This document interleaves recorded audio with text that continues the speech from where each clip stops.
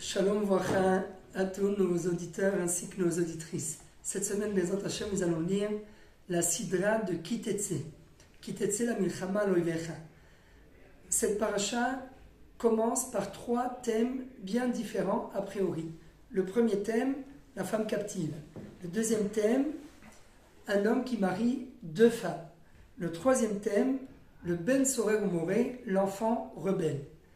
Et Rashi se pose la question, pourquoi la paracha rapporte-t-elle ces trois épisodes de façon succincte, l'un après l'autre? Nous dit Rashi, parce que tout celui qui a succombé à ses désirs en prenant une femme captive parmi le butin de l'ennemi, eh bien, au final, il va se marier avec elle, après qu'il ait accompli bien évidemment tout le processus qui est écrit au début de la paracha. Il se mariera avec elle, à la fin, il est amené à la haïr, et au final, eh bien, cette femme va mettre au monde, va lui donner à notre bon juif un enfant rebelle. Et donc, nous dit Rashi par la suite également, cet enfant rebelle, eh bien, on tranche son statut et on le déclare comme étant coupable avant même qu'il ait pu faire des choses beaucoup plus graves. C'est-à-dire que, comme le dit Rashi, Danimoto al-Shema Atid, on le juge à présent par rapport à son futur.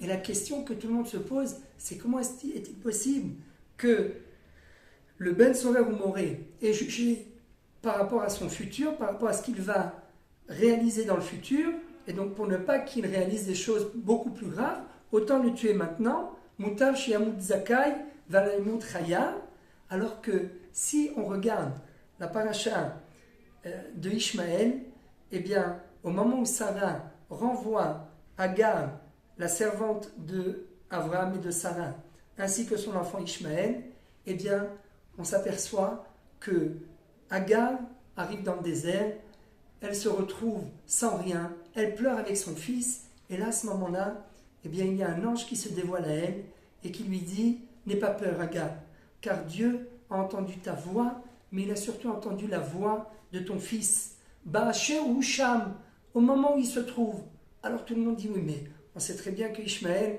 ça va devenir un voyou. Par la suite, Yadobakol, Yad Kolbo, il va être un pilleur, ça va être un pirate, quelqu'un de très très mauvais. Donc comment est-il possible que Ishmaël, qui lui a déjà un certain âge, il a 13 ans, eh bien il est jugé par rapport au moment présent, tandis que le Ben Sorer ou Moré, l'enfant rebelle, lui, n'est pas jugé par rapport à ses actes au présent, comme Ishmaël, qui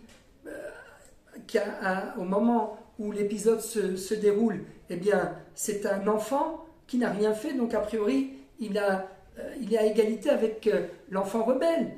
Pourquoi Ishmaël est-il jugé sur le moment, tandis que l'enfant rebelle, lui, est jugé par rapport à ce qu'il va faire à l'avenir?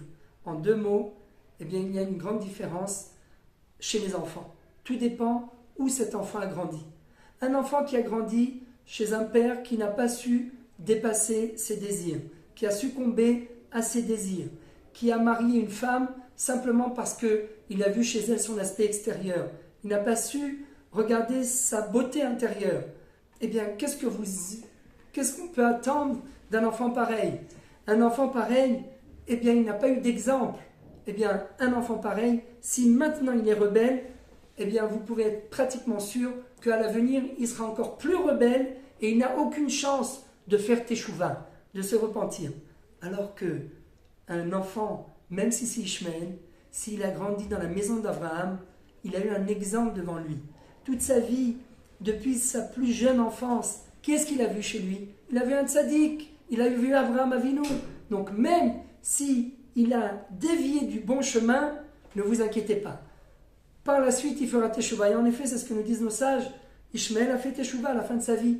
C'est ça toute la différence. Eh bien nous, en cette veille de Rosh Hashanah, on réclame d'Akadosh Baruch Hu, juge-nous au moins comme Ishmaël, Ba'asher ou Sham, pas comme un enfant rebelle, même si on est amené, durant la nouvelle année, on le sait tous, on a tous nos faiblesses, on est peut-être amené à récidiver dans nos erreurs et dans nos fautes, mais au moins, Ribono Shalom, juge-nous sur le moment présent, Ba'asher Usham, comme Ishmael, Shinizke Likatem Lechatem, Chaim Tovim Shalom. Shana Tova Morechet.